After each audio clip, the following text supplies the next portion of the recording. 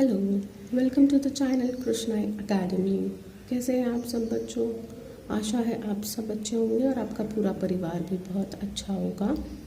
हम यहाँ पर मैथ्स 2 देख रहे हैं। नेक्स्ट थ्योरम हम देखने जा रहे हैं जिसका नाम है properties of an angle bisector of a triangle.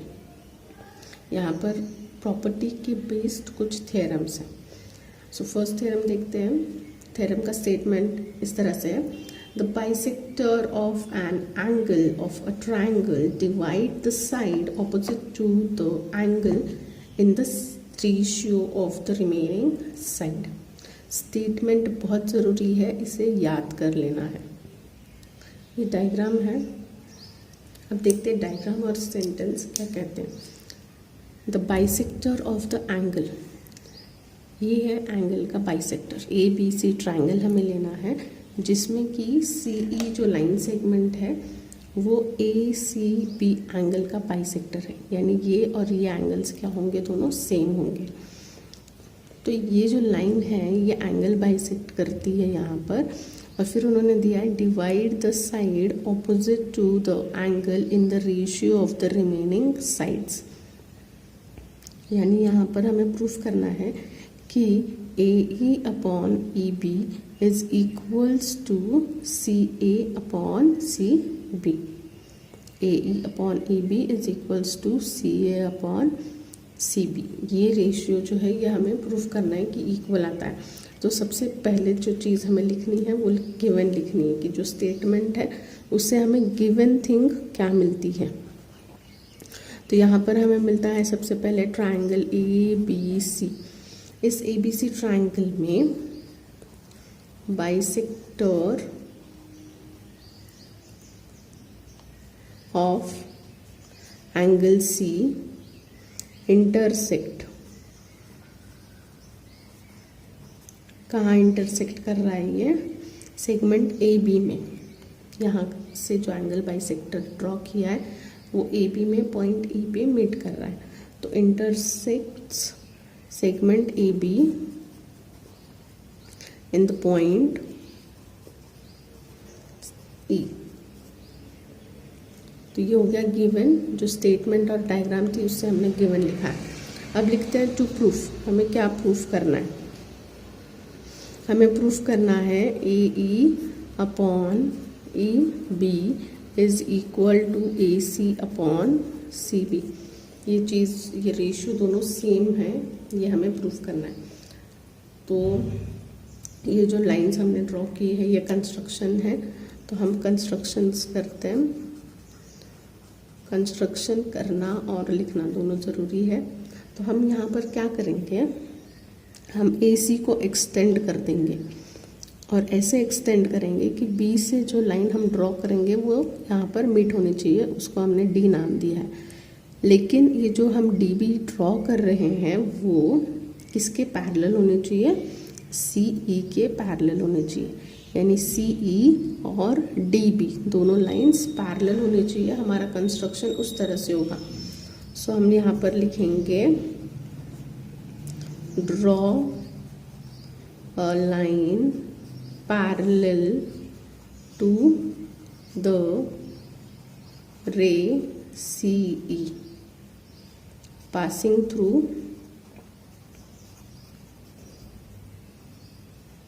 किससे पास हो रही है? तो point B. Extends A C so as to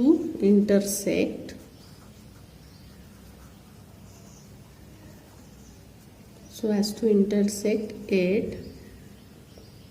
at point D। इसी को एक्सटेंड करना है और BD लाइन EC के पैरेलल ड्रॉ करनी है। और ये दो लाइंस कहाँ इंटरसेक्ट करेंगे? At the point D। इस तरह से हमें कंस्ट्रक्शन करना है। इसके बाद हमारा आता है प्रूफ। अब जो प्रूफ है वो कैसे लिखना है? जो फर्स्ट थिंग हमें दी गई है, जो गिवन और कंस्ट्रक्शन से हमें पता चलता है, वो ये है कि सी ई और डी बी ये दो लाइंस क्या है? पैरेलल है। तो लिखते हैं हमारा प्रूफ। रे, देखिए रे कब लिखना है, जब ऐसा एरो आता है तब रे लिखते हैं। और सिंपल अगर ऐसी सी बी देखिए लाइन सेगमेंट है तो यहाँ पर सेगमेंट लिखेंगे सी बी के लिए। और रे कब लिखेंगे, सी ई, देखिए यहाँ पर एरो है तो रे सी ई लिखेंगे। इस तरह से याद रखिएगा किसे रे लिखना है और किसे सेगमेंट लिखना है। तो हम यहाँ पर लिखेंगे रे सी ई और ray B D are parallel with each other and AD जो है वो ट्रांसवर्सल है। एडी क्या वर्क कर रही है, एज अ ट्रांसवर्सल। ये चीज़ें आपने लास्ट ईयर पढ़ी है कि पैरेलल लाइंस और ट्रांसवर्सल लाइंस क्या होती है। अगर सीई और बीडी ये दो लाइंस अगर पैरेलल हैं और एडी हम ट्रांसवर्सल ले लेते हैं, एडी को एज मैं ट्रांसवर्सल कंसिडर करती हूँ, तो ये जो एंगल है ये और ये दोनों इक्वल हो जाते हैं। और किस वजह से इक्वल होते हैं, रीज़न क्या है, करस्पॉन्डिंग एंगल। सो यहाँ पे मैं लिख सकती हूँ angle A C E is equal to angle C D B. और रीज़न मेरा यहाँ पर आएगा कॉरस्पॉन्डिंग एंगल्स। बहुत ही सिंपल थ्योरम है, आपको समझ में आ जाएगा। इसे फर्स्ट स्टेटमेंट नाम देते थे। हमेशा जब भी आप कोई चीज़ लिखते हो तो उसके लिए आप उसकी वजह, उसका रीज़न भी आपको लिखना है। तो ये हो गया हमारा फर्स्ट थिंग। अभी सेकेंड थिंग, सेम चीज़ें लेनी है, सी ई और बी डी ट्रांसवर्सल्स लेने हैं, बट यहाँ पर अब हम लेंगे नाउ और take B C as transversal. अगर मैं बी सी को ट्रांसवर्सल लेती हूँ, देखिए बी डी और सी ई पैरेलल है और सी बी जो है वो ट्रांसवर्सल है। तो देखिए यहाँ पर जेड बनता है इस तरह से।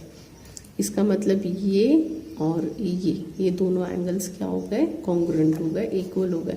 तो यहाँ मैं लिखूँगी angle E C B is equal to the angle C B D. यहाँ पर मेरा रीज़न आ जाएगा अल्टरनेट एंगल, अल्टरनेट एंगल, और इसे मैं नाम दे दूंगी सेकेंड पॉइंट।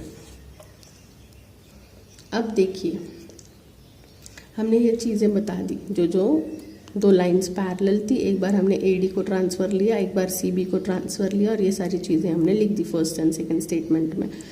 अब अगर आप ए सी बी ट्राइंगल को देखेंगे तो सी ई क्या है, एंगल बाइसेक्टर है।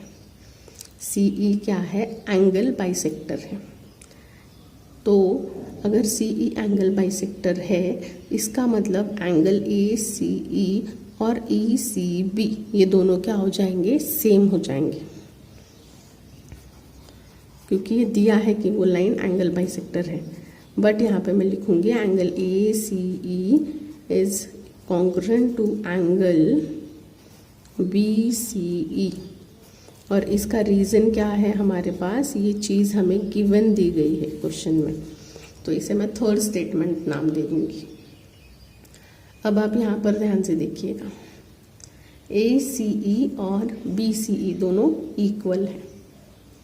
तो ए सी ई और बी सी ई या ए सी बी दोनों सेम ही एंगल्स हैं। तो ये दोनों अगर इक्वल हैं तो ये दोनों भी इक्वल हो जाएंगे।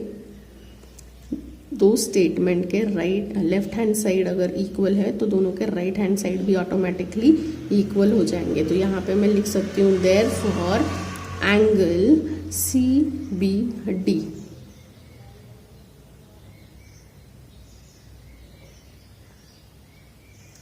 ये और ये दोनों क्या हो जाएंगे, सेम हो जाएंगे, is congruent to angle C D B.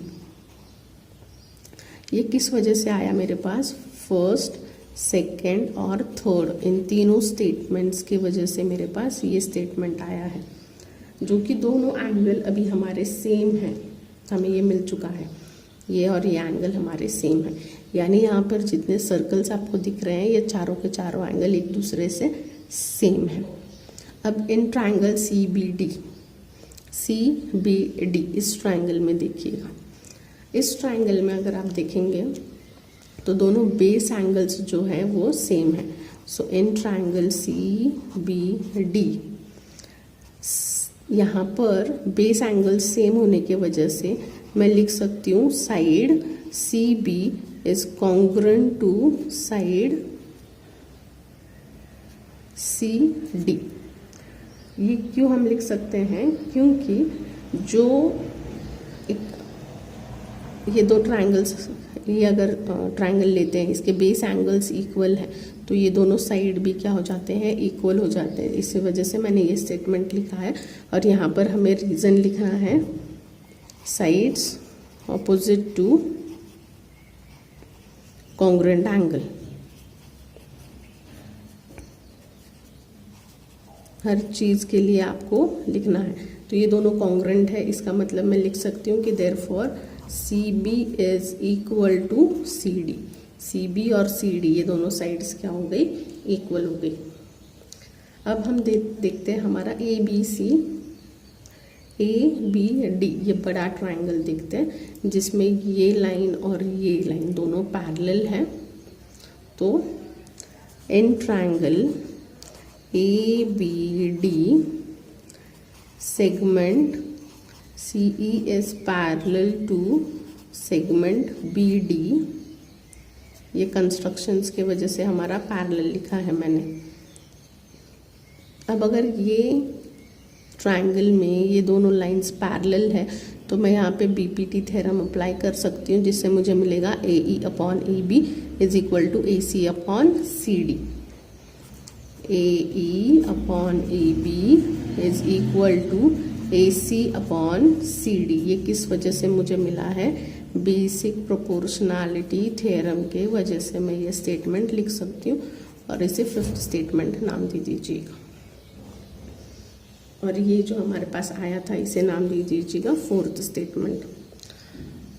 अब यहाँ पर अगर आप देखेंगे ये जो CD है, CD किसके बराबर है, CB के बराबर है। तो मैं CD की जगह पर CB लिख सकती हूँ। बस इतना सिंपल छोटा सा चेंज कर लेना है, CD की जगह पे CB लिखना है। तो मैं यहाँ पे लिख सकती हूँ AE upon EB is equal to AC upon CB। अब देखिए हमारा प्रूफ, जो हमें प्रूफ करना था, यही चीज़ यहाँ पर आई है। तो बहुत ही सिंपल वे से हमने हमारा स्टेटमेंट प्रूफ किया। और यहाँ पर हमें सिर्फ लिखना है फ्रॉम फोर्थ एंड फिफ्थ। इन दोनों स्टेटमेंट की वजह से हम ये लिख सकते हैं। तो एंगल बाइसेक्टर थ्योरम बहुत ही इजी है। AC upon CB is equal to AE upon EB, इतना ही आपको लिखना है। टीचिंग पसंद आ रही है तो चैनल सब्सक्राइब कीजिए, लाइक कीजिए, अपने फ्रेंड्स के साथ शेयर कीजिएगा। Thank you and bye.